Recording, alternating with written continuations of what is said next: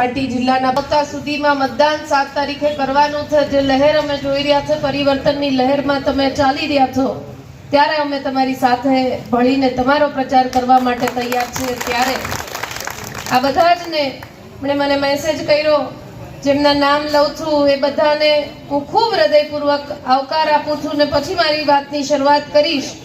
સાથે અહીંયા ભારતીય જનતા પાર્ટી લઘુમતી મોરચાના પ્રમુખ સહિતની ટીમ, કાળુભાઈ, ઇમ્તિયાઝભાઈ, નાઝીરભાઈ, શબીરભાઈ, જાવેદભાઈ, એઝાદભાઈ ખોખર, ઉમંગભાઈ પરમાર, જીનાણીભાઈ, યુનુસભાઈ, આ બધા જ ને અહીંયા કોંગ્રેસ પરિવાર ખૂબ હૃદયપૂર્વકનો આવકાર આપે છે। હું સાથે વિનંતી કરીશ મનરભાઈ કે ઘરમાં ગેસનો બાટલો હોય તો બહાર કાઢીને પગે લાગજો। ઘરમાં કોઈના ગામડાઓમાં કપાસ પડ્યું હોય તો કપાસને દીવો કરજો। અને યુવાનોને ધંધા રોજગાર નથી મળ્યા, નોકરી નથી મળી તો યુવાનો પોતાનું મોઢું અરીસામાં જોઈને જજો કે મારે આ ચહેરાને જે મને આ અરીસામાં દેખાય છે અને આવનારી કાલ કેવી દેવી છે, એટલું તમે કરશો ને તો મને પૂરો વિશ્વાસ છે કે આ વખતે અમરેલીમાં પરિવર્તનની લહેરને કોઈનો બાપ ન રોકી શકે। 26 માંથી 26 ના સપના દેખાડે, 400 ને પારની વાતો કરે, 5 લાખની લીડ થી જીતશું ની વાતો કરે, સ્ત્રી સશક્તિકરણના સપના બતાવે, બેટી બઢાઓ, બેટી બચાવો, બેટી પઢાઓ ની વાતો કરે।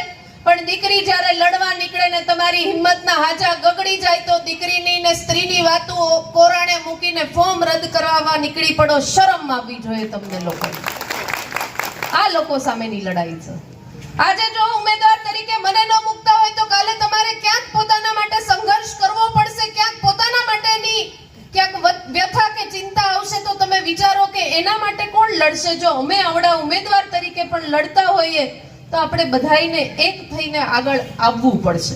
એટલે 7 તારીખે મતદાન કરવા જાઓ ત્યારે આ વખતે અમરેલીને કંઈક આવનારી કાલ નવી આપવી છે, એના માટે મનમાં નિર્ણય કરીને નેમ સાથે જજો। આપણા બધાયના પરિવારો કે જે અહીંયા વસેલા છે એ પરિવારોની ચિંતા કરવા માટે આવનારા 5 વર્ષ માટે પસંદગીનો કળશ મારી ઉપર ઢોળશો તો આ ખાતરી આપે છે દીકરી ચોકમાં કે તમારા પરિવારની, તમારી વિસ્તારની, વિકાસની દરેક પ્રકારની ચિંતા અને અમરેલીનો અવાજ દિલ્હી સુધી પહોંચે એના માટેની ચિંતા પણ આ દીકરી કરશે। પણ કાંડા મજબૂત તમે બનાવજો, વધારેમાં વધારે મતદાન થાય, ખૂબ પરિવર્તનની લહેરમાં સાથે જોડાઈએ।